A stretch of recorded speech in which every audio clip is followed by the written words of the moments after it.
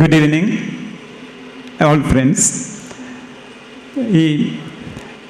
എൻ്റെ അവതരണത്തിന് വന്നിട്ടുള്ള വിഷയം ഒന്നാമത് നമ്മൾ മൈൻഡ് ഒറിജിൻ ആൻഡ് എവല്യൂഷൻ എന്നുള്ള വിഷയം സ്വാഭാവികമായും വലിയ ഒരു വിഷയം തന്നെയാണ്.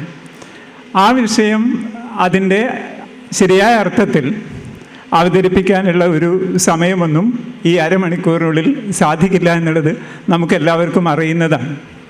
രണ്ടാമത്തെ കാര്യം, ഈ വിഷയത്തിൽ എന്നെക്കാളേറെ ആഴത്തിൽ ഇതിൽ സഞ്ചരിച്ചിട്ടുള്ള ഒരുപാട് ആളുകൾ ഈ വേദിയിൽ തന്നെ ഉണ്ടായിരിക്കും എന്നുള്ള പൂർണ്ണമായ ഉറപ്പ് എനിക്കുണ്ട്. പക്ഷെ ഞാനിവിടെ ചെയ്യാൻ ഉദ്ദേശിക്കുന്നത് ഒരു കാര്യം മാത്രമാണ്.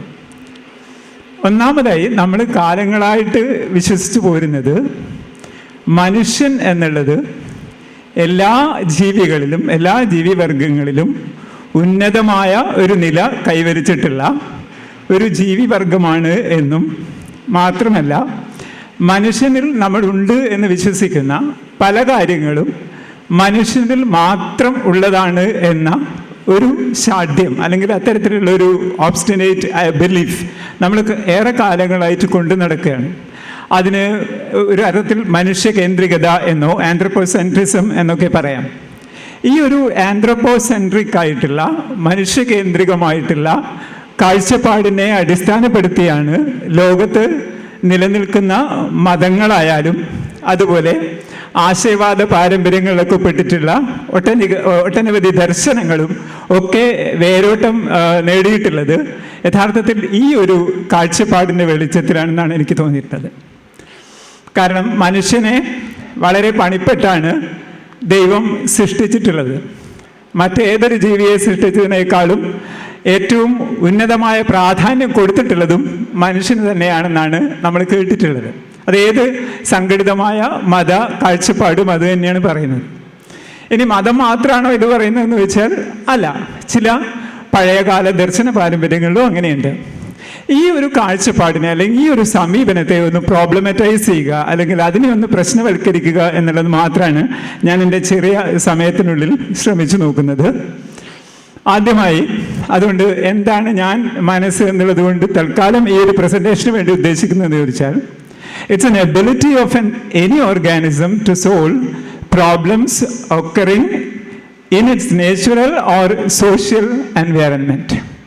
ഒരു ജീവിയുടെ പ്രകൃതിയുള്ള സാഹചര്യത്തിലായാലും അതിൻ്റെ കൂട്ടുജീവിതത്തിൻ്റെ ഉള്ളിലായാലും ആവിർഭവിക്കുന്ന ചില പ്രശ്നങ്ങളെ നിർദ്ധരിക്കാനും ആ ജീവിവർഗത്തിൻ്റെ അതിജീവനത്തിനുതകുന്ന രീതിയിൽ ആ പ്രശ്നത്തെ പരിഹരിക്കാനുമുള്ള ശേഷി അഥവാ എബിലിറ്റി, അതിനെയാണ് തൽക്കാലം ഞാൻ മനസ്സ് എന്നുള്ളത് കൊണ്ട് വ്യവഹരിക്കാൻ ഉദ്ദേശിക്കുന്നത്. അങ്ങനെയാണ് ക്വാളിഫൈ ചെയ്യാൻ ഉദ്ദേശിക്കുന്നത്.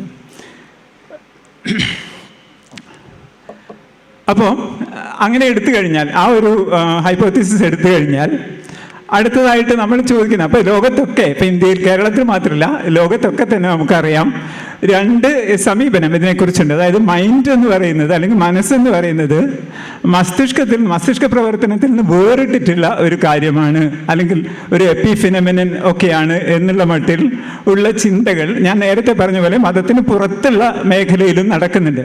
അതിൽ കാര്യമായിട്ട് നമുക്ക് പരിചയമുള്ള ഒരു വലിയ ശാസ്ത്രകാരനായിട്ടുള്ള ആളാണ്, ജീവശാസ്ത്രജ്ഞൻ കൂടിയാണ് അദ്ദേഹം, ദീപക് ചോപ്ര എന്നൊക്കെ പറയുന്ന വളരെ പ്രഖ്യാതമായിട്ടുള്ള അദ്ദേഹത്തിൻ്റെതായ ഒരു ഇൻസ്റ്റിറ്റ്യൂട്ട് തന്നെയുണ്ട്. അതിനകത്ത് വേറെയും ഒരുപാട് ആളുകൾ, ഈവൻ LHCയിൽ പോലും വർക്ക് ചെയ്തിട്ടുള്ള ചില ബെർണാഡിനെ പോലെയുള്ള ശാസ്ത്രകാരന്മാരായി പ്രവർത്തിക്കുന്ന ആളുകൾ വരെ ഇത്തരത്തിലുള്ള നിലപാടുകൾ കൈക്കൊള്ളുന്നുണ്ട്. അതെന്താണെന്ന് വെച്ചാൽ, ഈ മൈൻഡ് എന്ന് പറയുന്നത് തീർച്ചയായിട്ടും മസ്തിഷ്കത്തിന് പുറത്തുള്ള, മസ്തിഷ്കം അതിൻ്റെ ഒരു മാനിഫെസ്റ്റേഷൻ മാത്രമാണ്. മസ്തിഷ്ക പ്രവർത്തനം എന്നുള്ളത് ആ മൈൻഡിൻ്റെ ഒരു മാനിഫെസ്റ്റേഷൻ മാത്രമാണെന്നുള്ള, പ്രകടിത രൂപം മാത്രമാണെന്നുള്ള തരത്തിലുള്ള എന്താ പറയുക നിഗമനങ്ങളാണ് ഇത്തരത്തിലുള്ള ആളുകൾ മുന്നോട്ട് വെക്കുന്നത്. ഇത് വാസ്തവത്തിൽ പഴയ നമ്മുടെ ഒരു പാരമ്പര്യം, നേരത്തെ പറഞ്ഞ മതപാരമ്പര്യങ്ങൾക്കകത്ത് മനുഷ്യൻ്റെ ശരീരം എന്നുള്ളത്, മനുഷ്യൻ്റെ ആത്മാവ് എന്നുള്ളത് രണ്ടായിട്ട് തിരിച്ചിട്ടുള്ള ഈ ഇരട്ട സമീപനം, അല്ലെങ്കിൽ ഈ ഡുവലിസ്റ്റിക് ആയിട്ടുള്ള ഒരു കാഴ്ചപ്പാടിൻ്റെ തന്നെ പുതിയ ഒരു വേർഷൻ മാത്രമാണെന്നാണ് എനിക്ക് തോന്നിയിട്ടുള്ള മറ്റൊരു കാര്യം. അതായത് നേരത്തെയൊക്കെ സോളാണ്, ആത്മാവാണ്. ആത്മാവ് എന്ത് എന്ന് ചോദിച്ചാൽ അതിപ്പോൾ ഹൈന്ദവ ദർശനങ്ങളിൽ എന്താണ് അതിൻ്റെ ഉത്തരം എന്ന് ചോദിച്ചാൽ നിയതമായ ഒരു ഉത്തരമൊന്നും ദർശനങ്ങളിലൊന്നും പറയുന്നില്ല. അത് ഒരു മതദർശനത്തിലും അങ്ങനെ കൃത്യമായിട്ട് പറയുന്നില്ല. അതുപോലെ തന്നെയാണ് ഈ ന്യൂ ഏജ് സ്പിരിച്വലിസം എന്നൊക്കെ വിളിക്കാവുന്ന ഒരു സ്കൂൾ ഓഫ് തോട്ടും യഥാർത്ഥത്തിൽ ഇതെന്താണ് എന്ന് പറയാൻ കഴിയാതെ കുഴങ്ങുന്നതാണ് നമ്മൾ കാണുന്നത്. കാരണം ഇപ്പം നമുക്കെല്ലാവർക്കും പരിചയമുള്ളതാണ് VS രാമചന്ദ്രനെ. അദ്ദേഹത്തിൻ്റെ ചിന്തകൾ ഇന്ന് ഇതിനകം തന്നെ കേരളത്തിലൊക്കെ വളരെ കൂടുതലായി ചർച്ച ചെയ്യപ്പെട്ടു.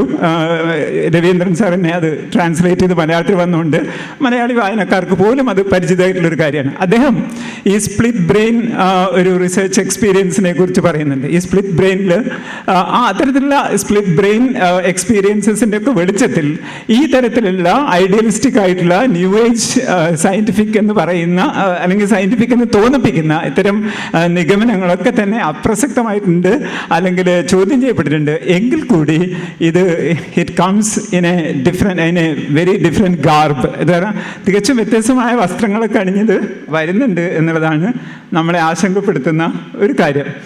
അപ്പോൾ എനിക്ക് തോന്നിയിട്ടുള്ളൊരു കാര്യം, ടിൻബർഗൻ, നമ്മൾ കേട്ടിട്ടുള്ള ഒരു പേരാണ് ടിൻബർഗൻ എന്ന് പറയുന്ന വലിയൊരു ലോകപ്രസിദ്ധ ഇത്തോളജിസ്റ്റാണ് അദ്ദേഹം പറയുന്ന, അതായത് ഏതൊരു നമ്മൾ മൈൻഡ് എന്ന് പറയുന്ന അല്ലെങ്കിൽ മനസ്സെന്ന് പറയുന്നതിനെ ജീവശാസ്ത്രത്തിൻ്റെ അല്ലെങ്കിൽ മനഃശാസ്ത്രത്തിൻ്റെ ഒക്കെ ഒരു കാഴ്ചപ്പാട് നമ്മൾ പരിശോധിക്കുന്ന സമയത്ത് നമ്മൾ കൂടുതലായിട്ടും പരിശോധിക്കേണ്ടുന്ന ഒരു കാര്യം അല്ലെങ്കിൽ മനസ്സിലാക്കേണ്ടുന്ന ഒരു കാര്യം, ടിൻബർഗനെ പോലുള്ള ഇത്തോളജിസ്റ്റുകൾ ഉന്നയിച്ചിട്ടുള്ള വളരെ പ്രധാനപ്പെട്ട 3 ചോദ്യങ്ങളാണ് അതിൽ എനിക്ക് പ്രസക്തമായി തോന്നിയിട്ടുള്ളത്. ഒന്നാമത്തത്, എങ്ങനെയാണ് ഒരു ഓർഗാനിസം അതിൻ്റെ ഫിറ്റ്നസ് നേടുന്ന, അതിൻ്റെ നിലനിൽപ്പിനുള്ള അനുയോജ്യത അത് വലിയൊരു പരിണാമ കാലയളവിനുള്ളിൽ എങ്ങനെയാണ് അത് ആർജിച്ചെടുക്കുന്നത്, ഫിറ്റ്നസ് ആർജിച്ചെടുക്കുന്നത് എന്നുള്ളത് വളരെ പ്രധാനപ്പെട്ട ഒരു കാര്യമാണ്. നമ്മൾ പരിശോധിക്കേണ്ടുന്ന ഒരു വിഷയമാണ്.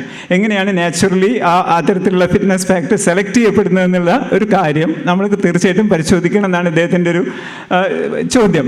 രണ്ടാമത്തത്, എങ്ങനെയാണ് ആ ഒരു ജീവിവർഗം അതിൻ്റെ ഒരു ഡെവലപ്മെൻറ്റ്, അതിൻ്റെ ഒരു വികാസം പൂർത്തീകരിക്കുന്നത് എന്നുള്ളതാണ്. ഇപ്പോൾ ഉദാഹരണത്തിന് നമുക്ക് മനുഷ്യനെ കുറിച്ച് പറയുകയാണെങ്കിൽ മനുഷ്യ ശിശുവിനെ എടുത്തു കഴിഞ്ഞാൽ ശിശുവിൻ്റെ ഡെവലപ്മെൻ്റൽ പ്രോസസ്സ് അല്ലെങ്കിൽ വികാസ ഘട്ടങ്ങളെ നമ്മൾ പരിശോധിച്ച് കഴിഞ്ഞാൽ പലപ്പോഴും നമുക്ക് മറ്റ് മൃഗങ്ങൾ, ഇപ്പോൾ ചിമ്പാൻസിയൊക്കെ പോലെയുള്ള ജീവിവർഗങ്ങൾക്കിടയ്ക്കുള്ള ചില പ്രശ്നങ്ങൾ നമ്മളെ ചെറിയ കുഞ്ഞുങ്ങൾ നേരിടുന്നതായിട്ട് നമുക്ക് കാണാൻ പറ്റും. ഇപ്പോൾ ഒന്നാമതായിട്ട് നോക്കിക്കഴിഞ്ഞാൽ പിന്നെ ഈ ഡിലേഡ് ഗ്രാറ്റിഫിക്കേഷൻ എന്നൊക്കെ പറയും. അതായത് ഇമ്പൾസ് കൺട്രോൾ. അതായത് ഒരു ഭക്ഷണ സാധനം നമ്മൾ കൊടുത്തു കഴിഞ്ഞാൽ, അല്ലെങ്കിൽ ഈ മാർഷ്മാലോ ടെസ്റ്റിലൊക്കെ നമ്മളത് കണ്ടതാണ്.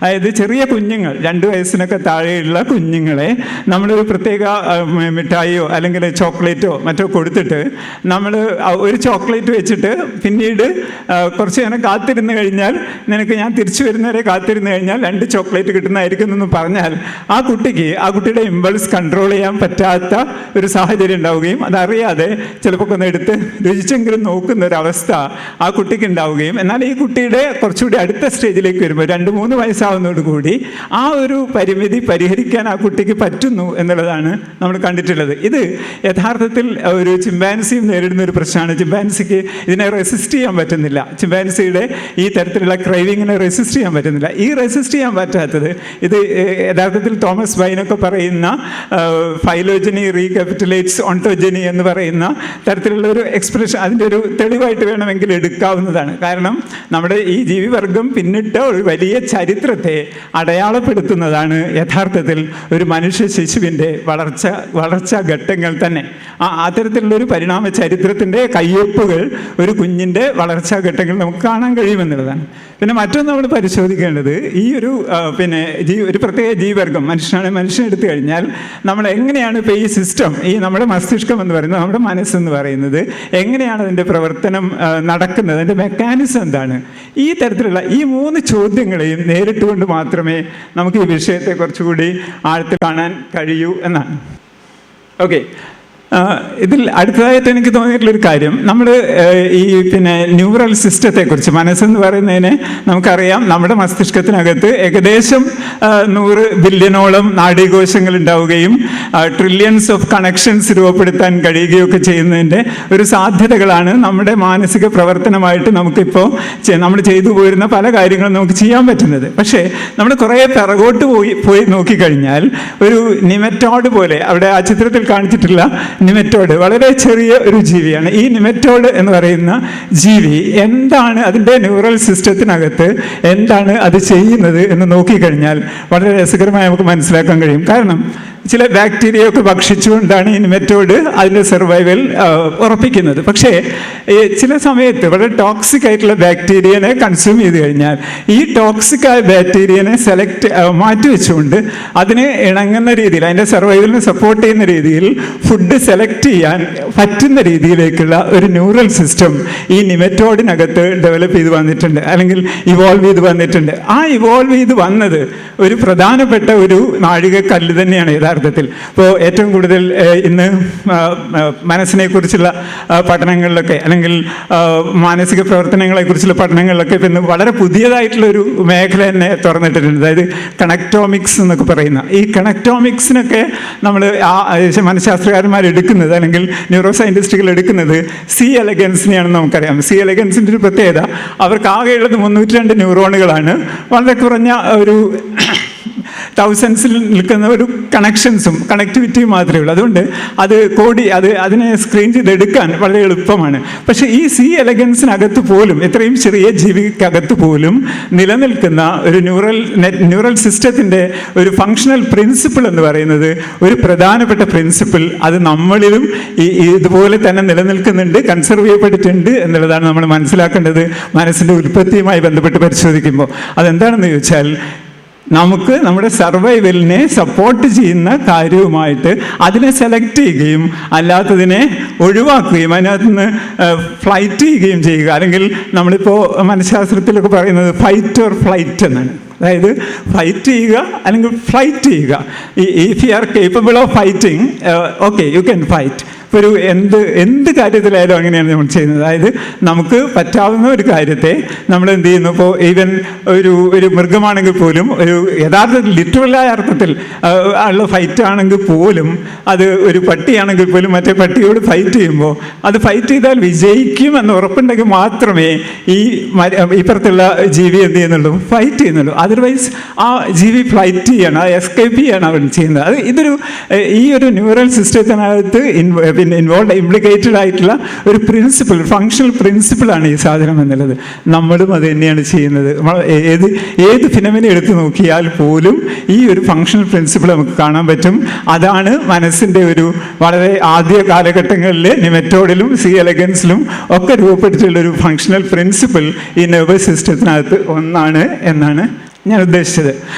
അതിൻ്റെ ഒരു പ്രത്യേകത, നിമറ്റോഡ് എന്ന് പറയുന്ന ജീവിയിൽ നിന്ന് ഇനി നമുക്ക് വേണമെങ്കിൽ തേനീച്ചയിലേക്കൊക്കെ പോയി കഴിഞ്ഞാൽ, തേനീച്ചയൊക്കെ കുറച്ചുകൂടി കോംപ്ലക്സ് ആയിട്ടുള്ള ഒരു ന്യൂറോണൽ നമ്പറിലായാലും കണക്ടിവിറ്റിയിലായാലും നേരത്തെ അവതരിപ്പിച്ച സാറ് പറഞ്ഞിട്ടുള്ളൊരു കാര്യം, നേരത്തെ അവതരിപ്പിച്ചിട്ടുള്ള അവതാരകൻ പറഞ്ഞിട്ടുള്ളൊരു കാര്യം വളരെ പ്രധാനപ്പെട്ട ഒരു സംഗതിയാണ്. അതായത് നമ്മൾ നോക്കുന്നത്, ഇപ്പോൾ തേനീച്ചകളെ കുറിച്ചൊക്കെ നമ്മൾ നോക്കുമ്പോൾ തേനീച്ചയുടെ ന്യൂറൽ സിസ്റ്റത്തിനകത്ത് വളരെ കോംപ്ലക്സ് ആയിട്ടുള്ള, അപ്പോൾ നമ്മൾ ചെയ്യുന്നപ്പോൾ അതിൻ്റെ നൃത്തമായാലും അതിൻ്റെ സിംബോളിക് ലാംഗ്വേജ് ആയാലും, അത് എവിടെയാണ് ഫുഡ് ഉള്ളത് എന്നുള്ളത്, ഫുഡിലേക്കുള്ള ഡിസ്റ്റൻസിനെ മനസ്സിലാക്കാനുള്ള ചില ന്യൂറൽ ആക്ടിവിറ്റീസും ഒക്കെ തന്നെ ഈ തേനീച്ചയ്ക്ക് സാധിക്കുന്നുണ്ട്. മാത്രമല്ല എയറോഡൈനാമിക്സ് പോലെ അന്തരീക്ഷത്തിൽ വളരെ നിശ്ചലമായി നിൽക്കാൻ ഈ തേനീച്ചയ്ക്ക് ഇത്രയും ന്യൂറോണുകൾ വെച്ച് നടക്കുന്നുണ്ട്. എന്ന് പറഞ്ഞാൽ ഒരു നെമറ്റോഡിനെ അപേക്ഷിച്ച് നോക്കുമ്പോൾ തേനീച്ച കുറച്ചുകൂടി കോംപ്ലക്സ് ആയിട്ടുള്ള ഒരു നെർവസ് സിസ്റ്റം അല്ലെങ്കിൽ ന്യൂറോണൽ കണക്ഷൻസ് ഉള്ള ഒരു ജീവിയാണ്. അതിൻ്റെ മാനസിക പ്രവർത്തനം എന്ന് പറയുന്നത് നേരത്തെ ഞാൻ തുടങ്ങി വെച്ച പോലെ അതിൻ്റെ പ്രശ്നങ്ങൾ നിർദ്ധരിക്കാനും അതിൻ്റെ പ്രശ്നങ്ങൾ പരിഹരിക്കാനും പറ്റുന്ന രീതിയിലാണ് അത് ഇവോൾവ് ചെയ്ത് വന്നിട്ടുള്ളത് എന്നുള്ളത്. എന്ന് പറഞ്ഞാൽ ഇവോൾവ് ചെയ്ത് വന്നിട്ടുള്ളത് ഇങ്ങനെയാണ് എന്ന് പറഞ്ഞാൽ അതിൽ നമ്മളെപ്പോഴും ഒരു വിജിലൻസ് ഉണ്ടാവേണ്ട ഒരു കാര്യം, ഇങ്ങനെ ആവാൻ വേണ്ടി ഇങ്ങനെയായി എന്നുള്ളതല്ല, it happen to be so. That's it. അങ്ങനെയാണത് സംഭവിക്കുന്നത് എന്നുള്ളതാണ്. മറിച്ച് മനുഷ്യനിലേക്ക് വരുമ്പോൾ ഒരുപാട് 100 ബില്യൺ ന്യൂറോണുകളും അതിൻ്റെ ട്രില്യൺസ് ഓഫ് കണക്ഷൻസും വരുമ്പോൾ സ്വാഭാവികമായിട്ടും there is so much of complexity. ഇപ്പോൾ സിംപ്ലിസിറ്റിയിൽ നിന്ന് കോംപ്ലക്സിറ്റിയിലേക്കാണ് യഥാർത്ഥത്തിൽ എവല്യൂഷൻ മുന്നോട്ട് പോയിട്ടുള്ളത്. അങ്ങനെ പല ജീവികളിലും പല ജീവിവർഗങ്ങളിലും സിമ്പിൾ എന്ന് തോന്നുന്നതാണെങ്കിൽ പോലും അതിന് കോംപ്ലക്സ് ആയിട്ടുള്ള പല കാര്യങ്ങളും ചെയ്യാൻ ആ സിമ്പിൾ സിസ്റ്റം കൊണ്ട് തന്നെ സാധിക്കുന്നുണ്ട്. അതിൽ പലതും കൺസർവ് ചെയ്യപ്പെടുക, സംരക്ഷിക്കപ്പെട്ടിട്ടുണ്ട്. ഈ എവല്യൂഷണറി ഹിസ്റ്ററിക്കകത്ത് സംരക്ഷിക്കപ്പെട്ടിട്ടുണ്ട്. അതിൽ പലതും നമ്മളിൽ ഇപ്പോഴും ബാക്കി നിൽക്കുന്നുണ്ട് എന്നാണ് ഉദ്ദേശിച്ചത്. Okay, this is it. നമ്മൾ പെട്ടെന്ന് ചാടുകയാണ് നമ്മുടെ പ്രൈമേറ്റ് മൈൻഡിലേക്ക് വന്നു കഴിഞ്ഞാൽ, പ്രൈമേറ്റ്സിലേക്ക്. നമ്മൾ ഈ പ്രൈമേറ്റ് എന്ന് പറയുന്ന ഒരു വിഭാഗത്തിൽ പെടുന്നത് കൊണ്ട് സ്വാഭാവികമായിട്ടും പ്രൈമേറ്റ് മൈൻഡിനുള്ള പ്രത്യേകതകൾ എന്തൊക്കെയാണെന്ന് വെച്ചാൽ ഇതൊക്കെയാണ് ഏറെക്കുറെ നമ്മൾ മനസ്സിലാക്കുന്നത്. എന്ത് കോഓപ്പറേഷൻ ഉണ്ട്, പ്ലേ, കളികളുണ്ട്, അതുപോലെ നമുക്ക് പാകം ചെയ്ത ഭക്ഷണത്തോട് കൂടുതൽ താല്പര്യമുണ്ട്. പീഡ നടന്നിട്ടുള്ള പല പഠനങ്ങളും കാണിക്കുന്നത് ഈ ചിമ്പാൻസിക്ക് പോലും കുക്ക്ഡ് ഫുഡിനോടാണ് കൂടുതൽ താല്പര്യമുള്ളത് എന്ന് തന്നെയാണ്. അപ്പോൾ അതൊരു റീസെൻ്റ് ആയിട്ടുള്ളൊരു സ്റ്റഡിയാണ്. മറ്റൊന്ന് മെറ്റാകോഗ്നിഷൻ. മെറ്റാകോഗ്നിഷൻ എന്ന് പറഞ്ഞാൽ ഒരു ഉദാഹരണത്തിന് എനിക്കൊരു കാര്യം അറിയാം എന്നുള്ളത് മാത്രമല്ല എൻ്റെ മികവ്, എനിക്കൊരു കാര്യം അറിയാം എന്നുകൂടി എനിക്കറിയാം എന്നുള്ളതാണ്. ദിസ് ഇസ് കോഗ്നിഷനെ സംബന്ധിച്ചുള്ള മറ്റൊരു, അതിനെ തന്നെ കോഗ്നൈസ് ചെയ്യുക എന്നുള്ളതാണ് ഇത്തരത്തിലുള്ളൊരു മെറ്റാകോഗ്നിറ്റീവ് ആക്ടിവിറ്റി. ഇതിൻ്റെ റുഡിമെൻ്ററി ഫോം, ഇതിൻ്റെ സൂക്ഷ്മ രൂപങ്ങൾ നമ്മുടെ പ്രൈമേറ്റ് വർഗത്തിൽപ്പെട്ട എല്ലാ ജീവികളിലും, പ്രത്യേകിച്ച് നമ്മളോട് അടുത്ത് നിൽക്കുന്ന ജീവികളിൽ ഉണ്ട് എന്നുള്ളതാണ് പറയാനുള്ളത്. മറ്റൊന്ന് മൊറാലിറ്റിയെ കുറിച്ചാണ്. നമ്മളേറെയും ചർച്ച ചെയ്തിട്ടുള്ളൊരു വിഷയം തന്നെയാണ് ധാർമ്മികത എന്ന് പറയുന്നത്. നമ്മളിപ്പോൾ മനുഷ്യൻ അഹങ്കരിക്കുന്ന, അല്ലെങ്കിൽ മനുഷ്യൻ സ്വയം അഭിമാനിക്കുന്നത് നമ്മൾ മറ്റുള്ളവരെ സഹായിക്കുന്നു, അല്ലെങ്കിൽ മറ്റുള്ളവരോട് കാരുണ്യം കാണിക്കുന്നു. നേരത്തെ ജയശ്രീ മേഡം പറഞ്ഞ പോലെ കരുതൽ എന്ന് പറയുന്ന കാര്യം, നമ്മുടെ കൂടെ ജീവിക്കുന്ന സ്ത്രീയോട്, നമ്മളെ കൂടെ ജീവിക്കുന്ന കുട്ടികളോട്, ഇവരോടൊക്കെ കരുതൽ കാണിക്കുക എന്ന് പറയുന്നത് നമ്മൾ സാംസ്കാരികമായിട്ടും സാമൂഹ്യമായിട്ടും ചിട്ടപ്പെടുത്തി എടുക്കപ്പെട്ടതാണെങ്കിൽ പോലും അതിൻ്റെ ജീവശാസ്ത്രപരമായ ഒരു വേര് കൂടി ഈ കരുതലിൻ്റെ പിറകിലുണ്ട് എന്ന് നമ്മൾ മനസ്സിലാക്കുന്നത് നന്നാവും. അതുകൊണ്ടാണ് അത് എവല്യൂഷണറിലി ഉണ്ടായി വന്നിട്ടുള്ളൊരു കാര്യം കൂടിയാണ്. പിന്നെ മറ്റൊന്ന്, നമ്മൾ വിചാരിക്കുന്നത് നമ്മൾ അറിവിൻ്റെ മേഖലയിൽ നമ്മൾ ഉയർന്നു നിൽക്കുന്ന ആളുകളാണെന്ന് തന്നെയാണ് മനുഷ്യ സമൂഹം. മാത്തമെറ്റിക്സിലൊക്കെ, അപ്പോൾ പ്രത്യേകിച്ച് മാത്തമെറ്റിക്സ് ഒക്കെ it's a hard nut for most of the people, even for me, right? And അപ്പോൾ മാത്തമെറ്റിക്സ് എന്ന് പറയുന്നത്, ഇപ്പോൾ ഈ ചിമ്പാൻസികളൊക്കെ നടത്തുന്ന ഈ വർക്കിംഗ് മെമ്മറിയെ കുറിച്ച് നേരത്തെ നമ്മൾ പറയും. വർക്കിംഗ് മെമ്മറി എന്ന് പറയുന്നത് നമ്മുടെ വർക്കിംഗ് മെമ്മറി തന്നെയാണ് ചിമ്പാൻസിയുടെ വർക്കിംഗ് മെമ്മറിയും. പക്ഷേ നേരത്തെ ഒരാളൊരു ചോദ്യം ചോദിച്ചിട്ടുണ്ടായിരുന്നു. ആ ചോദ്യം എനിക്ക് വളരെ രസകരമായി തോന്നി. കാരണം എന്താ വെച്ചാൽ ഷോർട്ട് ടേം മെമ്മറി ഉണ്ട്, അതുകൊണ്ടാണ് നമുക്ക് ഈ കളിയിൽ വളരെ മനോഹരമായിട്ട് പെർഫോം ചെയ്യാൻ പറ്റുന്നതിനെ സംബന്ധിച്ച് പറഞ്ഞപ്പോൾ, രാവിലെ രതീഷ് സാർ വന്നപ്പോൾ ഷോർട്ട് ടേം മെമ്മറിയെ കുറിച്ച് പറഞ്ഞു. അപ്പോൾ ഒരാൾ പറയുന്നത് ഇതാണ്, എന്തുകൊണ്ട് ഷോർട്ട് ടേം മെമ്മറി നമുക്ക് ചിമ്പാൻസിക്ക് ഉണ്ടെങ്കിൽ ചിമ്പാൻസിക്ക് എന്തുകൊണ്ട് നന്നായിട്ട് പ്ലേ ചെയ്യാൻ പറ്റുന്നില്ല എന്നുള്ള. അതിൽ എനിക്കൊരു അഭിപ്രായം ആ വിഷയത്തിലുള്ളതെന്ന് വെച്ചാൽ, ഓരോ ജീവിവർഗത്തിനകത്തും ഒരു പ്രത്യേക ന്യൂറൽ കോറിലേറ്റ് ഉണ്ട് എന്നുള്ളത് കൊണ്ട് അതേ ഫങ്ഷൻ അല്ല ആ ജീവിവർഗത്തിൽ അത് അനുഷ്ഠിക്കുന്നത് എന്നുള്ളതാണ്. ഇപ്പോൾ ഉദാഹരണം റോഡൻസിനകത്ത്, മൗസിനകത്ത് ഒക്കെ ഹിപ്പോ ക്യാമ്പസ് എന്ന് പറയുന്ന ബ്രെയിൻ സബ്സ്ട്രേറ്റ് തന്നെ ഉണ്ട്, ന്യൂറൽ സബ്സ്ട്രേറ്റ് തന്നെ ഉണ്ട്. പക്ഷേ ഈ ന്യൂറൽ സബ്സ്ട്രേറ്റ് നമ്മളിലും ഉണ്ട്, ഹിപ്പോ ക്യാമ്പസ്. പക്ഷേ നമ്മളിലേക്ക് വരുമ്പോൾ ഈ ഹിപ്പോ ക്യാമ്പസിൻ്റെ ഫങ്ഷണൽ മൊഡാലിറ്റീസിൽ കാര്യമായ മാറ്റങ്ങൾ വരുന്നുണ്ട്.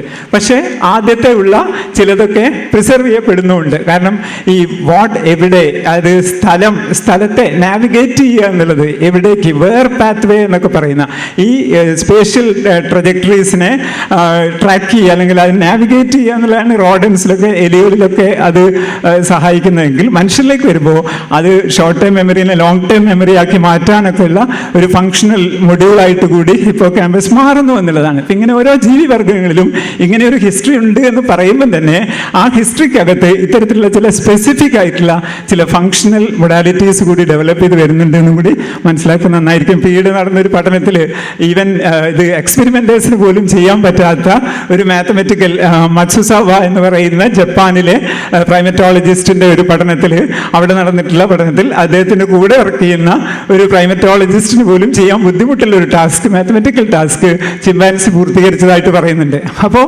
അതിനർത്ഥം ചിമ്പാൻസി നമ്മളെക്കാൾ ഉന്നതനാണ് എന്നല്ല, മറിച്ച് ചിമ്പാൻസിക്കകത്ത് നമ്മളിലുള്ള പലതും ബാക്കി നിൽക്കുന്നുണ്ട്, ചിമ്പാൻസിയിലുള്ള പലതും നമ്മളിലും ബാക്കി നിൽക്കുന്നുണ്ട് എന്നാണ്. നമ്മൾ കുറച്ചുകൂടി അടുത്തിട്ടുള്ള ഒരു 6 ബില്യൺ 6 million years ബാക്കിൽ നമ്മൾ രണ്ട് കൂട്ടരും ഷെയർ ചെയ്യുന്ന, ഈ പ്രൈമറ്റ്സ് ഷെയർ ചെയ്യുന്ന ഒരു പൊതു ആൻസിസ്റ്റർ ഒന്നാണ് എന്നാണ് ചാൾസ് ഡാർവിൻ പറയുന്ന ഒരു വാചകം വളരെ പ്രസക്തമായതുകൊണ്ട് പറയാൻ തോന്നുന്നു. അതായത് എപ്പോഴും ഡിസെൻഡ് ബൈ മോഡിഫിക്കേഷൻ എന്നാണ്. അപ്പോൾ ഓരോ ഡിസെൻറ്റും നടക്കുന്ന സമയത്ത് പലതരത്തിലുള്ള മോഡിഫിക്കേഷൻസിലൂടെയാണ് എവല്യൂഷൻ മുന്നോട്ട് പോയിക്കൊണ്ടിരിക്കുന്നത്. അല്ലാതെ അതേപടി ഇങ്ങനെ ലീനിയർ ആയിട്ടുള്ളൊരു പ്രോഗ്രസ് അല്ല. ഒന്നാമത്തെ, നമ്മൾ ഈ പഴയ കാലത്തെ ഒരു ജീവിതക്രമത്തിനകത്ത് നമ്മൾ രൂപപ്പെട്ട പല സോഫ്റ്റ്വെയർസും നമ്മളെ രേഖീയമായിട്ട് ചിന്തിക്കാൻ, ലീനിയർ ആയിട്ട് ചിന്തിക്കാൻ വല്ലാതെ പ്രേരിപ്പിക്കുന്നുണ്ട്. അതൊരു ഡിഫോൾട്ടായിട്ട് കിടക്കുകയാണ്. അപ്പോൾ അതുകൊണ്ട് പണ്ടൊക്കെ ആളുകൾ പറയില്ലേ, primitive communism, feudalism, socialism, communism എന്നൊക്കെ പറയുന്ന മാതിരി ഇതൊരു തരം അങ്ങനത്തെ ഒരു ലീനിയർ പെർസെപ്ഷനാണ്. അപ്പോൾ ആ ലീനിയർ പെർസെപ്ഷൻ കൊണ്ട് നമുക്ക് തോന്നുന്നതാണ് അങ്ങനെ ചില കാര്യങ്ങൾ. അത്തരം തോന്നലുകൾക്കെതിരെ പോലും നമ്മൾ ഫൈറ്റ് ചെയ്യേണ്ടി വരും. പിന്നെ യുദ്ധം, നമ്മൾ യുദ്ധം ചെയ്യുന്നുണ്ട്. നമ്മളെ യുദ്ധം അതിരൂക്ഷമാണ്. ചിമ്പാൻസികൾ ചെയ്യുന്ന യുദ്ധം എന്ന് പറഞ്ഞാൽ, ചിമ്പാൻസികൾ അതിർത്തി തെറ്റി വരുന്ന ചിമ്പാൻസികളെ, ഇപ്പോൾ പ്രത്യേകിച്ച് ആൺ ചിമ്പാൻസികളാണ് വരുന്നതെങ്കിൽ ആ ആൺ ചിമ്പാൻസികളെ ചിലപ്പോൾ കൊല്ലുക പോലും ചെയ്യുന്നുണ്ട്. ഈവൻ നമ്മുടെ ജെയിൻ ഗൂഡാൽ ഒരിക്കൽ പറയുന്നുണ്ട്, ഒരു ചിമ്പാൻസി മറ്റ് ചിമ്പാൻസികൾ എങ്ങനെ ടെറിട്ടറി ട്രെസ്പാസ് ചെയ്ത് വന്നിട്ടുള്ള ചിമ്പാൻസിനെ കൂട്ടത്തോടെ ആക്രമിച്ച് കീഴ്പ്പെടുത്തി കൊന്നപ്പോൾ ഗൂഡാൽ കരഞ്ഞു പോകുന്നുണ്ട്. അപ്പോൾ ഗൂഡാൽ പറയുന്നത്, എന്താണിത്, ഐ കാൺട്ട് ബിലീവ് ഇറ്റ് എന്നാണ്. അപ്പോൾ വേറൊരു ഇൻ്റർവ്യൂവർ അതൊക്കെ കഴിഞ്ഞിട്ട് ഇവരോട് ചോദിക്കുന്ന സമയത്ത് അവർ പറയുന്നത്, ദേ ആർ ലൈക്ക് അസ് എന്നാണ്.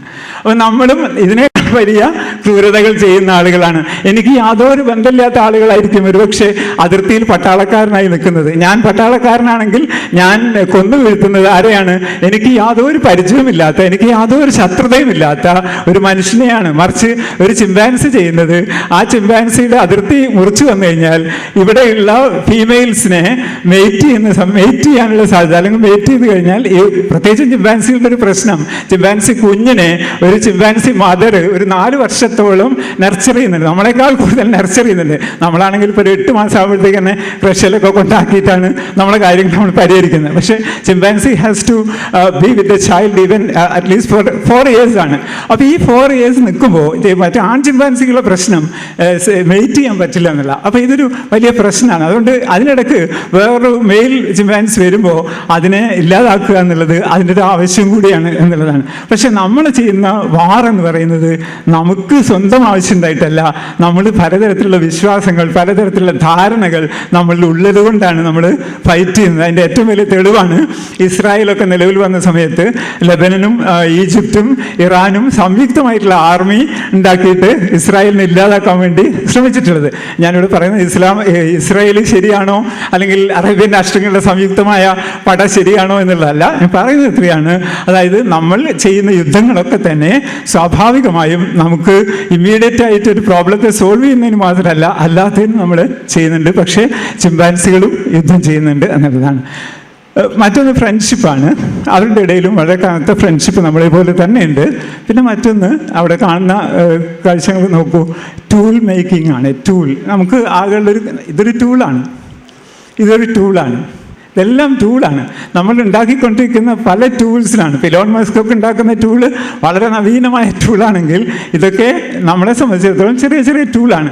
അപ്പോൾ ഈ ടൂളുകൾ ചിമ്പാൻസിയെ സംബന്ധിച്ചിടത്തോളം ആ tool is very effective to break the nut. അപ്പോൾ പലതരത്തിലുള്ള ഈവൻ ചിതലിനെ പിടിക്കാൻ വേണ്ടിയിട്ട് വളരെ കൂർപ്പിച്ച് വളരെ സൊഫിസ്റ്റിക്കേറ്റഡ് ആയിട്ടുള്ള ഒരു സ്റ്റിക്ക് ഉണ്ടാക്കിയിട്ടാണ് ചിതലിനെ താഴ്ത്തിയിട്ട് എടുക്കുന്നത്. പക്ഷെ ഇങ്ങനെ എടുക്കുമ്പോൾ നമ്മൾ വിചാരിക്കുന്നത് ഒരു സിമ്പിൾ ടാസ്ക് ആണെന്നാണ്. അല്ല, അതിനകത്ത് ന്യൂറൽ കോറിലേറ്റ് നോക്കിക്കഴിഞ്ഞാൽ ഏറെക്കുറെ നമ്മുടെ ടൂൾ മേക്കിങ്ങിനെ എന്താണോ പ്രേരിപ്പിക്കുന്നത് അല്ലെങ്കിൽ എന്താണോ അതിന് നിശ്ചയിക്കുന്നത് അതേ ന്യൂറൽ ഫങ്ഷൻസ് തന്നെയാണ് യഥാർത്ഥത്തിൽ ചിമ്പാൻസി ബ്രെയിനിലും നടക്കുന്നതെന്നാണ് നമ്മൾ മനസ്സിലാക്കുന്ന കാര്യം. പിന്നെ ഇപ്പോൾ ഈ പിന്നെ ഫിസിക്സിലൊക്കെയുള്ള പലതരത്തിലുള്ള കൺസെപ്റ്റ്സിനെ കുറിച്ചൊക്കെയുള്ള ഇപ്പോൾ മാക്സ് പ്ലാങ്ക് ഇൻസ്റ്റിറ്റ്യൂട്ട് ഓഫ് സയൻസിലൊക്കെ നടക്കുന്ന പഠനങ്ങളിൽ ഇപ്പം എൻ്റെ തന്നെ എനിക്ക് യാദൃശ്യമായിട്ട് ഒരാൾ പരിചയപ്പെടാനുണ്ട്, വന്നൊരു ഡെർക്ക് വിൻറ്റർക്കാണ്. അദ്ദേഹം മാക്സ് പ്ലാങ്ക് ഇൻസ്റ്റിറ്റ്യൂട്ടിലാണ് വർക്ക് ചെയ്യുന്നത്, ഫിസിസിസ്റ്റാണ്. അദ്ദേഹം ഇൻ്റർനെറ്റ് ഡിപ്പാർട്ട്മെൻറ്റിൽ. അദ്ദേഹം പറയുന്നത് ഈ ഫോക്ക് ഫിസിക്സ് എന്ന് പറയുന്ന ശാഖയിൽ വളരെയേറെ പഠനങ്ങൾ അവിടെ നടക്കുകയാണ്. അതെന്താണെന്ന് വെച്ചാൽ നമ്മളെ കുഞ്ഞുങ്ങളിൽ ഇൻഫാൻസിൽ ഗോപ്നിക് എന്നൊക്കെ പറയുന്ന സ്പെർബർ, അതുപോലെ സ്പെൽക്കെ പോലുള്ള മനഃശാസ്ത്രകാരന്മാരൊക്കെ നടത്തുന്ന പഠനങ്ങൾ ഇൻഫാൻസിലാണ്. ഈ ഇൻഫാൻസ് എങ്ങനെയാണ് അവരുടെ പ്രോബ്ലത്തെ സോൾവ് ചെയ്യുന്നത് എന്നുള്ളതാണ്. നമ്മൾ വിചാരിക്കുന്നത് ഒരു ഇൻഫാൻറ്റ്, മനുഷ്യ ശിശു ഭാഷ സംസാരിക്കാനായാൽ മാത്രമാണ് പ്രശ്നങ്ങളൊക്കെ സോൾവ് ചെയ്യുന്നത്. നമ്മൾ വെർബലായിട്ടുള്ള ബീയിങ്സ് ആയി മാറിക്കഴിഞ്ഞു. പക്ഷേ നോൺ വെർബലാണ് ആര്? ഇൻഫാൻസ്. അപ്പോൾ ഇൻഫാൻസ് ഈവൻ ഞാനിവിടെ ഒരു കളിപ്പാട്ടം വെച്ചിട്ട് ഈ കളിപ്പാട്ടം ഇങ്ങനെ ഉരുട്ടിയിട്ട് ഇത് താഴോട്ട് ഇട്ട് കഴിഞ്ഞാൽ ഒരു കുട്ടി ചെയ്യുന്നത്, ഒരു ഇൻഫാൻറ്റ് 6 മാസം പ്രായമുള്ള ഒരു 8 മാസം പ്രായമുള്ള കുഞ്ഞ് ചെയ്യുന്നത് ചിരിക്കുകയായിരിക്കും. അങ്ങനെ ചിരിക്കുന്ന സമയത്ത് വീണ്ടും ഞാനത് എടുത്തു വെച്ച് വീണ്ടും തള്ളി താഴെ വീണാൽ ചിരിച്ചേക്കാം. പിന്നെ ഞാൻ താഴെ വീഴ്ത്തുന്നില്ല വെച്ചാൽ കുട്ടി കരഞ്ഞേക്കാം. റൈറ്റ്? അപ്പം ഇതിനെയൊക്കെ ബന്ധപ്പെടുത്തി എന്താണ് ലേണിംഗ് എന്ന് പറയുന്ന സംഗതി, കുട്ടി എന്താ ചെയ്യുന്നത്? ഒരു സ്പേഷ്യൽ ട്രജക്ടറിയാണിത്. ഇതൊരു എലിവേറ്റഡ് സ്പേഷ്യൽ ട്രജക്ടറി. ഈ സ്പേഷ്യൽ പ്ലാറ്റ്ഫോം എന്ന് മറ്റൊരു പ്ലാറ്റ്ഫോമിലേക്ക് ഇത് പതിക്കുമ്പോൾ സ്വാഭാവികമായിട്ടും ഇതിനെ ഒബ്സർവ് ചെയ്യേണ്ടതുണ്ട്. എങ്ങനെയാണ് ഒബ്ജക്ട്സ് ബിഹേവ് ചെയ്യുന്നത്, മെറ്റീരിയൽ ഒബ്ജക്ട്സ് എങ്ങനെയാണ്, മോഷൻ എങ്ങനെയാണ് നടക്കുന്നത് എന്നുള്ളതിനെ കുറിച്ചുള്ള വളരെ കൃത്യമായിട്ടുള്ള പെർസെപ്ഷൻ അല്ലെങ്കിൽ അതിനെക്കുറിച്ചുള്ള ഒരു അനാലിസിസ്, ഇൻഫറൻസസ് ഉണ്ടാക്കിക്കൊണ്ട് മാത്രമേ ഒരു കുഞ്ഞിന് തൻ്റെ കളിപ്പാട്ടം കട്ടിൻ്റെ ചുവട്ടിലേക്ക് ഉരുണ്ടുപോയാൽ അത് എടുത്തു കൊണ്ടുവരാനുള്ള ഒരു ടാസ്ക് എക്സിക്യൂട്ട് ചെയ്യാൻ പറ്റൂ എന്നുള്ള തരത്തിലാണ് പല പഠനങ്ങളും നമ്മളോട് പറയുന്നത്. അപ്പോൾ ഈ ഇൻഫാൻസിൻ്റെ ഒരു പ്രശ്നം വളരെ ഇൻറ്റ്യൂട്ടീവായിട്ട്, ഞാൻ പലപ്പോഴും ഇൻറ്റ്യൂട്ടീവായിട്ട് എന്ന് പറയാറുണ്ട്. ഇൻറ്റ്യൂട്ടീവ് എന്ന് പറഞ്ഞാൽ ആ ഒരു സോക്കോൾഡ് അർത്ഥത്തിലുള്ള ഇൻറ്റ്യൂട്ടീവ് അല്ല, അത് എവല്യൂഷണറിലി പ്രിസർവ് ചെയ്യപ്പെട്ട ചില മോഡ്യൂൾസ്, ഫങ്ഷണൽ മൊഡ്യൂൾസും ന്യൂറൽ കോറലേറ്റ്സും വഴി സാധിക്കുന്ന കാര്യങ്ങളാണ്. അതുകൊണ്ടാണ് ഒരു കുഞ്ഞിന് ലാംഗ്വേജ് പഠിക്കാൻ പറ്റുന്നത്. ലാംഗ്വേജ് പഠിക്കാൻ നമ്മളാരും ഒരു കുഞ്ഞിനെ ലാംഗ്വേജ് പഠിപ്പിക്കുന്നൊന്നുമില്ല. You can expose a little child to more than 2 languages at a time within a period of 6 months or 8 months so that the child can easily acquire all the 3 languages with so much of effortlessness. എന്താ കാരണം മറ്റൊന്നുമില്ല, ഞാൻ ഈ പറഞ്ഞ Broca's ഏരിയക്കകത്ത് വന്നിട്ടുള്ള വലിയ തരത്തിലുള്ള ഫങ്ഷണലായിട്ടും അതിൻ്റെ ന്യൂറൽ കോറലേറ്റ്സ് വന്നിട്ടുള്ള മാറ്റങ്ങളാണ്. പക്ഷെ അതേ സമയത്ത് തന്നെ ടർക്കാന ബോയ് എന്ന് പറഞ്ഞ് 2 million years ബാക്ക് ഇപ്പോൾ ഡിസ്കവർ ചെയ്യപ്പെട്ടിട്ടുള്ള ടർക്കാന ബോയിൻ്റെ ഫോസിൽസിനെ കുറിച്ച് നമുക്കറിയാം. ഈ ടർക്കാന ബോയിൻ്റെ മസ്തിഷ്കത്തെ അനലൈസ് ചെയ്യുന്ന സമയത്ത് ബ്രോക്കസ് ഏരിയയിലുള്ള പലതരത്തിലുള്ള ഡെവലപ്മെൻറ്റും വന്നിട്ടുള്ള മസ്തിഷ്കമായിരുന്നു ഈ കുട്ടിയുടെ. 11 വയസ്സുള്ള കുട്ടിയാണ് ടർക്കാന ബോയ്. ഈ ടർക്കാന ബോയുടെ എന്ന പഠനങ്ങൾ റോജർ ബിൻഗം പോലുള്ള ആളുകളൊക്കെ അതിനെക്കുറിച്ച് കാര്യമായിട്ട് എഴുതിയിട്ടുണ്ട്. അപ്പോൾ ഇത് കാണിക്കുന്നത് എന്താണ്, 2 million years ബാക്ക് തുടങ്ങിയിട്ടുള്ള അല്ലെങ്കിൽ അതിനും അപ്പുറത്ത് തുടങ്ങിയിട്ടുള്ള പലതരത്തിലുള്ള എവല്യൂഷണറി ഹിസ്റ്റോറിക്കൽ പ്രോസസ്സിനകത്താണ് നമുക്ക് ഭാഷ നിർമ്മിക്കാൻ ആവശ്യമായിട്ടുള്ള ബ്രോക്കസ് ഏരിയ തന്നെ ഡെവലപ്പ് ചെയ്യുന്നതെന്നാണ്. അപ്പോൾ അതുകൊണ്ട് ഇൻഫൻസിന് ഇത് സാധിക്കുന്നത് ഈ ഒരു എവല്യൂഷണറി പൊട്ടൻഷ്യലിൻ്റെ അകത്താണ്. പിന്നീട് നമ്മൾ ലാംഗ്വേജിനെ കൃത്യമായിട്ട് ഇനി ലാസ്റ്റിൽ ഈ ഹ്യൂമൻ മൈൻഡ്, യഥാർത്ഥത്തിൽ ഹ്യൂമൻ മൈൻഡിൻ്റെ ഒരു യുണീക്ക്നെസ് അല്ലെങ്കിൽ അതുല്യത എന്നൊക്കെ പറയുന്നത് വേണമെങ്കിൽ അവസാനമായിട്ട് പറയാവുന്നൊരു കാര്യം അബ്സ്ട്രാക്റ്റ് ആയിട്ടുള്ള റീസണിങ് അല്ലെങ്കിൽ അബ്സ്ട്രാക്റ്റ് ആയിട്ടുള്ള ഇൻഫർമേഷനെ പ്രോസസ്സ് ചെയ്യുക എന്നുള്ളതായിരിക്കും. അതുമായി ബന്ധപ്പെട്ട് അടുത്ത കാലത്ത് നടന്നിട്ടുള്ള ഒരു പഠനം മാത്രമേ ഞാൻ പറയാം. അത് ടോണൽ വേരിയേഷൻസിനെ പെർസീവ് ചെയ്യാൻ വേണ്ടിയിട്ട് റീസസ് കുരങ്ങുകളിലും മനുഷ്യരിലും ഒരേ സമയത്ത് നടത്തിയിട്ടുള്ള ഒരു എക്സ്പെരിമെൻ്റാണ്.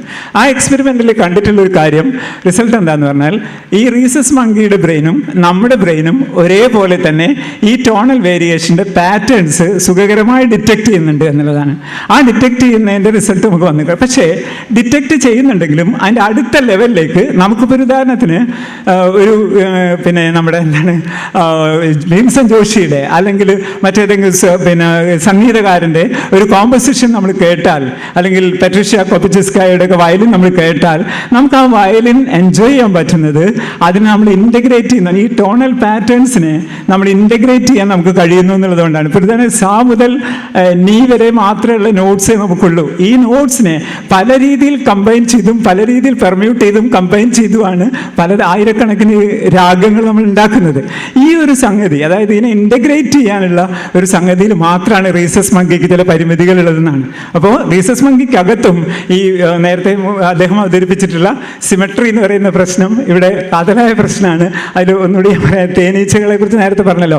തേനീച്ചകളിൽ നടത്തിയിട്ടുള്ള ഒരു എക്സ്പെരിമെൻ്റ് എന്നാൽ സിമ്പിൾസിനെ വളരെ സിമെട്രിക്കൽ ആയിട്ടുള്ള സിമ്പിൾസ് കൊടുക്കുന്ന സമയത്ത് ഇവർ കാണുന്നത് എന്താ വെച്ചാൽ ദർ ഈസ് ഫുഡ് സംവെയർ എന്നാണ്, ഭക്ഷണം സമീപത്ത് എവിടെയോ ഉണ്ട് എന്നാണ്. അനുസരിച്ചുള്ള നാവിഗേഷനാണ് ഈ തേനീച്ചകൾ നടത്തിയിട്ടുള്ളത്. അതേസമയത്ത് അസിമെട്രിക്കൽ ആയിട്ടുള്ള സിമ്പിൾസിനെ എക്സ്പോസ് ചെയ്യുന്ന സമയത്ത് അവരത് അവഗണിക്കുകയാണ്. They go indifferent to it, അതിനെ അവഗണിക്കുന്നു. എന്ന് പറഞ്ഞാൽ ഈ സിമെട്രിയെ സെലക്ട് ചെയ്യാനുള്ള ഒരു ഡീഫോൾട്ട്, ഒരു എവല്യൂഷണറി ഡീഫോൾട്ട് ഈ തേനീച്ചയ്ക്കകത്തുള്ളത് കൊണ്ടാണ് തേനീച്ചയ്ക്ക് ഇത് ചെയ്യാൻ പറ്റുന്നത്. തേനീച്ചയ്ക്ക് മാത്രമല്ല, നേരത്തെ ജയശ്രീ മേഡം പറഞ്ഞതിലും പിന്നീട് ഉള്ള ടോക്കുകളിലും ഒക്കെ വന്നിട്ടുള്ളൊരു കാര്യം, നമ്മുടെ മെയ്റ്റ് സെലക്ഷനിൽ ഈ സാർ തന്നെ പറഞ്ഞു, പിന്നെ മെയ്റ്റ് സെലക്ഷനിൽ നമ്മൾ നിശ്ചയിക്കുന്നത് യഥാർത്ഥത്തിൽ ബയോളജിക്കലായിട്ട് നോക്കിക്കഴിഞ്ഞാൽ എന്താണ്, സിമെട്രി തന്നെയാണ്. ഒരു പൊട്ടൻഷ്യൽ മെയ്റ്റ് ആരാണെന്ന്, ഒരു ആണിനെ സെലക്ട് ചെയ്യും, ഒരു പെണ്ണ് സെലക്ട് ചെയ്യുമ്പോൾ പൊട്ടൻഷ്യൽ മെയ്റ്റിനെ സെലക്ട് ചെയ്യുക എന്നുള്ളത് തന്നെയാണ് ആ ജീനിനെ പിന്നെ പ്രൊട്ടക്റ്റ് ചെയ്യാനുള്ള ഒരു സാധ്യത എന്ന് പറയുന്നത്. അപ്പം അതുകൊണ്ട് അസിമെട്രിക്കൽ, അതുകൊണ്ട് ചെറിയ കുഞ്ഞുങ്ങൾ പോലും, ചെറിയ ഇൻഫൻസ് പോലും ആ കുഞ്ഞിൻ്റെ അമ്മയെ അല്ലാത്ത അല്ലെങ്കിൽ അച്ഛനെ അല്ലാത്ത ആളുകളെ പിന്നെ അസിമെട്രിക്കലായിട്ടുള്ള ഫേസുകൾ പ്രോസസ്സ് ചെയ്യാൻ മടി കാണിക്കുകയാണ് ചെയ്യുക. സിമെട്രിക്കലായിട്ടുള്ള ഫേസ് പ്രോസസ്സ് ചെയ്യാനാണ് ഹ്യൂമൻ ഇൻഫൻസിന് പോലുള്ള ഒരു എവല്യൂഷണറി ഡീഫോൾട്ട്. അപ്പോൾ ഈ സിമെട്രി എന്ന് പറയുന്നത് വളരെ കാര്യമായിട്ടുള്ളൊരു വിഷയമാണ്. അദ്ദേഹം അതിൻ്റെ വളരെ ന്യൂവൻസസിലേക്കാണ് പോയിട്ടുള്ളത്. അപ്പോൾ ആ ന്യൂവൻസസിനെ മനസ്സിലായ സ്ഥിതിക്ക് അത് മനസ്സിൽ വെച്ചുകൊണ്ട് ഇതിനെ കാണാൻ വേണ്ടി ശ്രമിച്ചു കഴിഞ്ഞാൽ കുറച്ചുകൂടി വെളിച്ചം കിട്ടുന്നതാണ് എനിക്ക് തോന്നൽ. എനിക്ക് തന്നെ വളരെ ഒരു ഇൻസൈറ്റ്ഫുൾ ആയിരുന്നു അദ്ദേഹത്തിൻ്റെ പ്രസൻറ്റേഷൻ. പിന്നെ അപ്പോൾ ഇദ്ദേഹം പറഞ്ഞിട്ടില്ല, ഈ ഗാരി മാർക്കസ് എന്ന് പറയുന്ന ന്യൂറോ സയൻറ്റിസ്റ്റ്, അദ്ദേഹം പറയുന്നതെന്ന് വെച്ചാൽ ഈ എവല്യൂഷണറി ഹിസ്റ്ററിക്കകത്ത് നമ്മുടെ മസ്തിഷ്കം, ഇപ്പോൾ ഹൈൻഡ് ബ്രെയിൻ എന്ന് പറയുന്ന ബ്രെയിൻ സ്റ്റം എന്ന് പറയുന്ന സംഗതിയാണ് ഫസ്റ്റ് ഒരു ലെയറിലേക്ക് വരുന്നത്. അതിനുശേഷം വരുന്ന മിഡ് ബ്രെയിൻ എന്ന് പറയുന്നത് ചെയ്യുന്നത് പിന്നെ നമ്മുടെ ഓഡിറ്ററി വിഷ്വൽ ഇൻഫർമേഷനെ, റിഫ്ലെക്സിനെ ഇൻ്റഗ്രേറ്റ് ചെയ്യുക എന്നുള്ള ഫംഗ്ഷനാണ്. മൂന്നാമത്തേക്ക് ഫോർ ബ്രെയിനിലേക്ക് വരുമ്പോൾ അത് കുറച്ചുകൂടി ഹയർ ആയിട്ടുള്ള ഫങ്ഷൻസ്, ഡിസിഷൻ മേക്കിംഗ്, പ്ലാനിങ്, ഇത്തരത്തിലുള്ള. അപ്പം നമ്മുടെ ഫ്രണ്ടൽ ലോബിൻ്റെ ആവിർഭാവം എന്ന് പറയുന്നത് യഥാർത്ഥത്തിൽ ഈ മനുഷ്യൻ്റെ ഒരു വലിയ മനുഷ്യ മസ്തിഷ്ക ചരിത്രത്തിൽ വന്നിട്ടുള്ള വലിയൊരു കുതിച്ചുചാട്ടം തന്നെയാണ് യഥാർത്ഥത്തിൽ ഫ്രണ്ടൽ ലോബിൽ വന്നിട്ടുള്ള മാറ്റം എന്ന് പറയുന്നത്. അതുകൊണ്ട് പ്രീ ഫ്രണ്ടൽ കോർട്ടെക്സിലൊക്കെ ഉണ്ടാകുന്ന പ്രശ്നങ്ങൾ, എന്തൊക്കെ പ്രശ്നങ്ങൾ ഉണ്ടാക്കുമെന്നുള്ളത് നമുക്കറിയാൻ ഒരുപാട് പെത്തോളജീസ് നമുക്ക് വന്നിട്ടുണ്ട്. ഇപ്പോൾ പലപ്പോഴും പലരും പറയുന്ന ഒരു കേസാണ് ഇദ്ദേഹത്തിൻ്റെ പിന്നെ പേര് മറന്നു, ആ ഇരുമ്പ് ഇതുണ്ട് മസ്തിഷ്കത്തിലേക്ക് കയറിയിട്ട് ആദ്യം നന്നായിട്ട് സോഷ്യലി ബിഹേവ് ചെയ്തിരുന്ന അദ്ദേഹം പിന്നീട് ഈ സോഷ്യൽ ബിഹേവിയറൊക്കെ പോവുകയും അദ്ദേഹത്തിന് ആളുകളോട് ഇടപഴകി നിൽക്കാൻ പറ്റാതെ വരികയൊക്കെ ചെയ്യുന്നതിനെ കുറിച്ച് നമ്മൾ കേട്ടതാണ്. അപ്പോൾ ഈ പ്രീ ഫ്രണ്ടൽ കോർട്ടെക്സിൻ്റെയും അതുപോലെ ഫ്രണ്ടൽ ലോബിൻ്റെയും വളർച്ച അല്ലെങ്കിൽ അതിൻ്റെ വികാസം എന്നുള്ളത് ഈ എവല്യൂഷണറി അഡ്വാൻറ്റേജ് നേടിയെടുക്കാൻ നമ്മളെ സഹായിച്ചിട്ടുള്ള വലിയൊരു കാര്യമായിട്ട് വേണം കാണാൻ. ലാസ്റ്റിലുള്ളൊരു പ്രത്യേകത, ഇത് നേരത്തെ ജയശ്രീ മാം പറഞ്ഞിട്ടുള്ളൊരു കാര്യമായിട്ട് നേരിട്ട് തന്നെ സബ്സ്ക്രൈബ് ചെയ്യേണ്ട ഒരു കാര്യമാണ്. കാരണം നമ്മൾ സ്ത്രീകളുടെ പ്രശ്നമൊക്കെ പറയുമ്പം സ്വാഭാവികമായിട്ടും പലരും പറയാറുണ്ട്, സ്ത്രീകൾ ഇങ്ങനെ എന്താ പറയുക, സബ്മിസീവ് ആവാൻ വേണ്ടി സബ്മിസീവ് ആവുക എന്നുള്ളത് തന്നെയാണ്. അല്ലെങ്കിൽ ഈ സ്ത്രീകളുടെ വിമോചനം എന്നൊക്കെ പറയുന്നത് ജീവശാസ്ത്രത്തിൻ്റെ ഭാഷയിൽ പറഞ്ഞു കഴിഞ്ഞാൽ അതിനെ നമുക്ക് എന്ത് ചെയ്യാൻ പറ്റില്ല, അങ്ങനെ അങ്ങോട്ട് ന്യായീകരിക്കാൻ പറ്റില്ല എന്നൊക്കെ പല ആളുകളും ശാസ്ത്രത്തെ ചെറിയ രീതിയിലൊക്കെ മനസ്സിലാക്കിയിട്ടുള്ള ആളുകൾ വരെ പറയാറുണ്ട്. അപ്പോൾ അതിൻ്റെ ഒരു കാര്യം മനസ്സിലാക്കുമ്പോൾ നമ്മൾ നോക്കേണ്ട ഒരു കാര്യം, മനുഷ്യനെ സംബന്ധിച്ച് നോക്കുമ്പോൾ മനുഷ്യൻ ഒരു ബയോളജിക്കൽ എവല്യൂഷൻ്റെ മാത്രം ഒരു പ്രോഡക്റ്റ് അല്ല എന്നുള്ളതാണ്. ഇതൊരു ബയോ കൾച്ചറൽ ഷിഫ്റ്റ് സംഭവിച്ചിട്ടുള്ള അല്ലെങ്കിൽ ജൈവ സാംസ്കാരികമായ ഒരു ട്രാൻസിഷൻ സംഭവിച്ചിട്ടുള്ള മനസ്സാണ് നമ്മുടെ മനസ്സ്. അപ്പോൾ ബയോളജിക്കൽ സെലക്ഷൻ മാത്രമല്ല, ബയോളജിക്കലായിട്ടുള്ള എവല്യൂഷൻ മാത്രമല്ല, കൾച്ചറൽ എവല്യൂഷൻ ബയോളജിക്കൽ എവല്യൂഷനെ തന്നെ പല രീതിയിൽ സ്വാധീനിച്ചിട്ടുണ്ട് എന്ന് കൂടി നമ്മൾ മനസ്സിലാക്കേണ്ടതുണ്ട്. അവിടെയാണ് മനുഷ്യൻ്റെ ഒരു പ്രസക്തി. അതിൻ്റെ ഒരു പ്രസക്തിയാണ് നമ്മുടെ ഒരു കുഞ്ഞെന്ന് പറഞ്ഞാൽ, മനുഷ്യ കുഞ്ഞെന്ന് പറയുന്നത് ആ കുഞ്ഞിന് കിട്ടുന്ന കെയർ എന്ന് പറയുന്നത് വളരെ പ്രധാനമാണ്. ബൗൾബീൻ്റെ ഒക്കെ സ്റ്റഡീസ് നോക്കിയിട്ടുള്ളവർക്ക് അറിയാം. അതായത് അറ്റാച്ച്മെൻ്റ് എന്ന് പറയുന്നത് ഉണ്ടാക്കുന്ന സാധ്യതകൾ വളരെ വലുതാണ്. അപ്പോൾ ഈ അറ്റാച്ച്മെൻ്റ് ഇല്ലാതെ വളരുന്ന കുട്ടികളിൽ വലിയ പ്രശ്നങ്ങൾ ഉണ്ടായിത്തീരുന്നുണ്ട് എന്നും, അത് റുമേനിയയിലൊക്കെ ഉള്ള അനാഥാലയത്തിലൊക്കെ വളർന്നിട്ടുള്ള കുട്ടികൾ, എല്ലാ ഭൗതിക സൗകര്യങ്ങളുള്ള കുട്ടികളെ പലതരത്തിലുള്ള ഫാമിലികളിലേക്ക് അഡോപ്റ്റ് ചെയ്തതിന് ശേഷം നടന്നിട്ടുള്ള ലോഞ്ചിറ്റ്യൂഡിനൽ സ്റ്റഡീസൊക്കെ വെളിച്ചത്ത് കൊണ്ടുവന്ന കാര്യം, നമ്മുടെ കൾച്ചറൽ അപ്ബ്രിങ്ങിങ് എന്ന് പറയുന്നതിന് വലിയ റോളുണ്ട് ഈ മസ്തിഷ്കത്തിൻ്റെ ഡെവലപ്മെൻറ്റിൽ തന്നെ എന്നാണ്. എന്ന് പറഞ്ഞാൽ ബയോളജിക്കലായിട്ട് മാത്രമല്ല നമ്മുടെ എവല്യൂഷൻ പൂർത്തീകരിക്കപ്പെടുന്നത്, ഈ കൾച്ചറൽ എവല്യൂഷൻ കൂടി വളരെ പ്രധാനമാണ്. അതുകൊണ്ട് ബയോ കൾച്ചറലായിട്ടൊരു ആസ്പെക്റ്റാണ് ഹ്യൂമൻ മൈൻഡിനുള്ളത്. അപ്പോൾ അതുകൊണ്ട് human mind is an effect of both nature and nurture. I think അത് സോഷ്യൽ ആൻഡ് ഈ സോഷ്യലായിട്ടുള്ള സാമൂഹികവും സാംസ്കാരികമായിട്ടുള്ള സങ്കീർണതകളെ നിർദ്ധരിക്കാൻ വേണ്ടിയാണ് യഥാർത്ഥത്തിൽ മനസ്സിൻ്റെ ഇക്കണ്ട സങ്കീർണതകളൊക്കെ ഉണ്ടായിട്ടുള്ള ഉള്ളത് എന്ന് പറയുന്ന ഒരു കൂട്ടം ശാസ്ത്രകാരന്മാർ തന്നെ ഉണ്ട്. അത് പൂർണ്ണമായിട്ടും റിഡക്റ്റീവായിട്ട് മനസ്സിലാക്കണ്ടെങ്കിൽ പോലും there is A element of truth in it. കാരണം സോഷ്യൽ കോംപ്ലക്സിറ്റി എന്ന് പറയുന്നത് വളരെ പ്രധാനപ്പെട്ടതാണ്. കാരണം എനിക്ക് 10 ആളെ മാത്രം കണ്ടാൽ മതി, 10 ആളെ മാത്രം കണ്ടാൽ മതിയെങ്കിൽ ആ 10 ആളെ കുറിച്ചുള്ള ബിഹേവിയറിനെ സംബന്ധിച്ചുള്ള ഓർമ്മകൾ മാത്രം എനിക്ക് സൂക്ഷിച്ചാൽ മതി. മറിച്ച് ഇവിടുത്തെ സോഷ്യൽ കോംപ്ലക്സിറ്റി വർദ്ധിക്കുന്നതിനനുസരിച്ച് നമ്മുടെ പലതരത്തിലുള്ള ബിഹേവിയേഴ്സും വല്ലാതെ മാറുന്നുണ്ട് എന്നുള്ളത് തന്നെയാണ്. അപ്പോൾ ഈ സോഷ്യൽ കോംപ്ലക്സിറ്റിനെ നിർദ്ധരിക്കുക എന്നുള്ളത് തന്നെയാണ് ആധുനിക മനസ്സിൻ്റെ ഒരു പ്രധാനപ്പെട്ട പ്രശ്നം. പിന്നെ നമ്മളെ ഇന്നുള്ള മനുഷ്യനെ നോക്കിക്കഴിഞ്ഞാൽ നമ്മുടെ എവല്യൂഷണറി പാസ്റ്റിനകത്ത് നമ്മൾക്കുണ്ടായിട്ടുള്ള പല കാര്യങ്ങളും ഇപ്പോഴും നിലനിൽക്കുന്നു എന്ന് മനസ്സിലാക്കാൻ ഒന്നും ചെയ്യേണ്ട. നിങ്ങൾ ഈ ഫേസ്ബുക്കിലോ അല്ലെങ്കിൽ പിന്നെ യൂട്യൂബിലൊക്കെ ഒരു വീഡിയോ വന്നു കഴിഞ്ഞാൽ ആ വീഡിയോയ്ക്ക് കമൻ്റൊക്കെ നോക്കിക്കഴിഞ്ഞാൽ കാണാൻ പറ്റും. ആ കമൻറ്റിലൊക്കെ നമ്മൾ കാണുന്നത് വളരെ ഇമോഷണൽ ആയിട്ടുള്ള റെസ്പോൺസസ് മാത്രമാണ്. എന്തുകൊണ്ടാണ് റീസണബിൾ ആയിട്ടുള്ള ഒരു റെസ്പോൺസ് വരാത്തത് എന്നുള്ളതിനെ കുറിച്ചുള്ള ചോദ്യം നേരത്തെ പ്രീഫ്രണ്ടൽ കോർട്ടെക്സിനേക്ക് പറഞ്ഞ പോലെ പ്രീഫ്രണ്ടൽ കോർട്ടെക്സിന് ഒരു പങ്ക് തന്നെ നമ്മുടെ യുക്തി എന്ന് പറയുന്ന റീസൺ എന്ന് പറയുന്ന കാര്യത്തെ നിർമ്മിക്കാൻ സഹായകരമായിട്ടുള്ള ന്യൂറൽ കോറിലേറ്റ് തന്നെയാണിത്. യഥാർത്ഥത്തിൽ മനുഷ്യൻ്റെ ഈ സാംസ്കാരികവും ജീവശാസ്ത്രപരവുമായ ഈ പരിണാമം പൂർത്തീകരിക്കുക എന്ന് പറഞ്ഞാൽ യുക്തിയെ കാര്യമായിട്ട് പരിഷ്കരിക്കുക എന്നുള്ളത് തന്നെയാണ്. പക്ഷേ നമ്മൾ ചെയ്യുന്നതൊക്കെ തന്നെ നമ്മുടെ ഇമോഷണൽ ഡീഫോൾട്ട്. കാരണം എന്താ വെച്ചാൽ നമ്മുടെ ഈ ഒരു ചരിത്രത്തിനടുത്ത് എടുത്തു നോക്കിക്കഴിഞ്ഞാൽ നമ്മുടെ ചരിത്രം ആകെ 2 ലക്ഷത്തിൻ്റെ വർഷത്തെ ചരിത്രമേ നമുക്കുള്ളൂ. പക്ഷേ ഏകദേശം ഒരുപാട് ഇപ്പോൾ 3 ബില്യൺ വർഷങ്ങളൊക്കെ ബാക്ടീരിയയുടെ ചരിത്രം, 300 മില്യൺ വർഷമായിട്ടുള്ള മാമൽസിൻ്റെ ചരിത്രം. ഈ 300 മില്യൺ വർഷമായിട്ടുള്ള മാമേലിയൻ ഹിസ്റ്ററിയിൽ നോക്കിക്കഴിഞ്ഞാൽ ഈ മാമൽസും മറ്റു ജീവികളൊക്കെ അതിജീവിച്ചിട്ടുള്ളത് ഈ എമോഷണൽ ആയിട്ടുള്ള റെസ്പോൺസ് വഴിയാണ് കാര്യമായിട്ടും. റീസൺ എന്ന് നമ്മൾ ഇന്ന് പറയുന്ന റീസൺ എന്നുള്ള അർത്ഥത്തിലല്ല. അതുകൊണ്ട് ഈ ഒരു മാമേലിയൻ ബ്രെയിൻ നമ്മളിൽ കോ എക്സിസ്റ്റ് ചെയ്യുന്നുണ്ട് എന്ന് പറഞ്ഞാൽ അതിശയിക്കേണ്ടതില്ല. അതിൻ്റെ ഏറ്റവും വലിയ തെളിവാണ് നമ്മളുടെ പല ബിഹേവിയേഴ്സും. സോഷ്യൽ ബിഹേവിയർ ആയാലും ഇൻഡിവിജ്വൽ ബിഹേവിയർ ആയാലും. ഇപ്പോൾ പലരും പറയാറുണ്ട് ഞങ്ങളൊക്കെ എഡ്യൂക്കേഷനിൽ വർക്ക് ചെയ്യുന്നുണ്ട്, വളരെ വലിയ ക്ലാസ്സുകളൊക്കെ എടുക്കും ചില ആൾക്കാർ. പക്ഷേ ഈ ആൾക്കാർ തൻ്റെ വീട്ടിൽ ചെന്നാൽ തൻ്റെ കുട്ടീനെയൊക്കെ ഭയങ്കര മോശമായിട്ട് പെരുമാറുകയും അടിക്കുകയും ചീത്ത പറയുകയും ഒക്കെ ചെയ്യുകയും ചെയ്യും. എന്ന് പറഞ്ഞാൽ ഈ ഇമോഷൻ എന്ന് പറയുന്നത് ക്ഷണിക്കപ്പെടാതെ വരുന്ന ഒരു അതിഥിയാണ്. മൂപ്പരെപ്പോൾ വരും നമുക്കൊരു ഉറപ്പുമില്ല. പക്ഷേ ഒരാൾ അങ്ങനെ വരുന്നത് വളരെ മടിച്ച് വരുള്ളൂ. അതാണ് യുക്തിയാണ്. അപ്പോൾ യുക്തി വൈകി വരുന്ന വിരുന്നുകാരനാണ്. മാത്രമല്ല മൂപ്പര് വരാൻ വലിയ പണിയുമാണ്. അതുകൊണ്ടാണ് നമ്മുടെ സാമൂഹ്യ ജീവിതത്തിലായാലും വ്യക്തി ജീവിതത്തിലായാലും ഈ ഒരു വൈകാരികതയുടെ ഭാരം നമുക്കുണ്ടാവുന്നത്. അതുകൊണ്ട് മനുഷ്യൻ എന്നുള്ള നിലയിൽ നമ്മുടെ ബാധ്യത കൂടിയാണെന്ന് ജീവശാസ്ത്രപരമായി നമ്മൾക്കുള്ള പരിമിതികളെ ഭേദിച്ചുകൊണ്ട് സാംസ്കാരികമായി മുന്നേറിക്കൊണ്ട് നമ്മുടെ മസ്തിഷ്കത്തെ തന്നെ പരിഷ്കരിക്കുക എന്നുള്ളത്. അത്തരമൊരു പരിഷ്കരണത്തിൻ്റെ വഴിയാണ് യഥാർത്ഥത്തിൽ യുക്തിബോധത്തിൻ്റെ വഴി എന്നാണ് എനിക്ക് തോന്നുന്നത്. അതുകൊണ്ട് യുക്തിയാണ് ഇമോഷൻ്റെ ഗർഭപാത്രത്തിൽ തന്നെയാണ് യുക്തി വരുന്നത്. അതിനർത്ഥം കംപ്ലീറ്റ്ലി ബിറഫ്റ്റ് ഓഫ് ഇമോഷൻ എന്നല്ല, വികാരമില്ലാത്ത തരത്തിലല്ല. ഏതൊരു കാര്യത്തിനും നമ്മുടെ അമിഗ്ഡല ഫയർ ചെയ്യുന്നുണ്ട്. ഈ amygdala reticular activating system, RAS system എന്നൊക്കെ പറയുന്നത് ഇത് എത്രമാത്രം നമുക്ക് സാലിയൻ്റ് ആണ്. ഇമോഷണലി സാലിയൻ ലാൻഡ്സ്കേപ്പ് എന്ന് പറയുന്ന ഒരു മണ്ഡലം തന്നെ നമ്മുടെ മസ്തിഷ്കത്തിനകത്തുണ്ട്.